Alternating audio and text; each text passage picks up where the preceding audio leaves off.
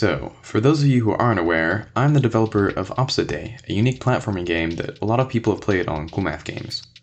9 months ago, I started work on a sequel, and in this video, I'm going to take you through my journey in the development of Opposite-Day 2.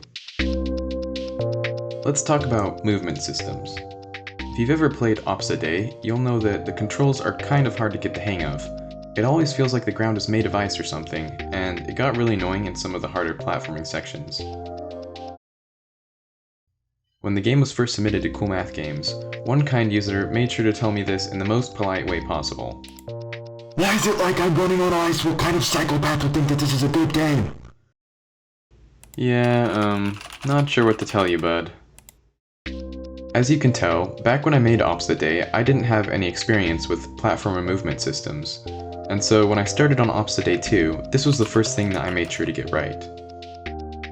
But then, I realized it was Opposite-Day, so instead of making the controls as good as possible, I decided to make the controls as bad as possible.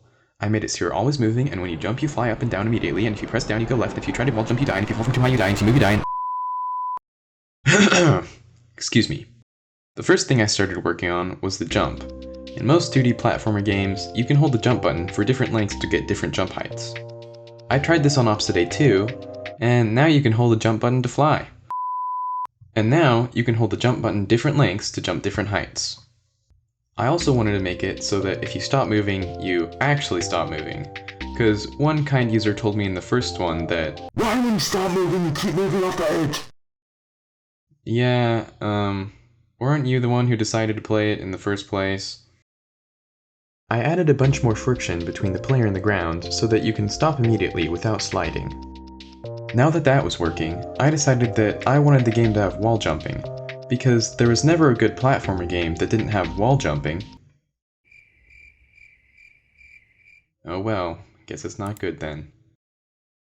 So I quickly implemented wall flying, wall clipping. So I quickly implemented wall jumping, and now the movement system was complete. The next thing I started working on was the art. As you can see, I have the very unique art style of just using colored rectangles. Some people think that, It's just colored rectangles, what are you thinking? but if this guy can do it, then why can't I? I actually do think that Opposite-Day 2 needs some better art. I want art that feels emotional, impactful, and tells a story. I'll just add more colored rectangles. Besides the amazing parallax background, I also made a slightly better character animation, some particle effects, and made the lava glow. Also, no, the lava doesn't even kill you yet, but I'm gonna call that a feature and not a bug. Phew, now that I'm done with the amazing art, I can finally move on to the level design. For the first level, I decided to copy the first level of Opposite-Day 1, because why would I think up new and creative ideas? For the second level, I decided to copy the second level of Opposite-Day 1, because why would I think up new and creative ideas? For the third level, I decided to copy the bonus levels of Opposite-Day 1, because why would I think up new and creative ideas? Okay, for real though, this level was so hard to make. If you don't know, in this level you are trying to climb up the Mountain of Persistence, except that the mountain just loops on forever and ever. In Opposite-Day 1, the camera was stationary, and so that was a piece of cake. But the idiot who designed Opposite-Day 2 decided it would be a good idea to have a moving camera and a parallax background, and then try to make it loop seamlessly? Man, why do we keep getting so much hate mail? Anyways, this actually took me so many failed attempts to get right, it's not even funny.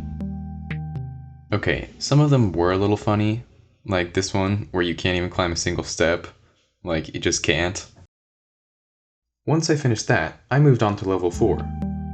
In this level, you fall into a giant pit, and the walls are your prison. But since it's Opposite-Day, I messed up the wall colliders. But since it's Opposite-Day, the walls are your escape. Yeah, you can literally just go into the wall, and then you sort of become the wall and can make it out the top. Oh, and if you want, you can just fall in the hole and do it all over again. It might traumatize the blue square guy, but whatever. Guess what I did for the 5th level? I decided to copy the 6th level of Opposite-Day 1, because why would I think up new and creative ideas? In this level, I dreamed up a new invention called a button, which was originally used to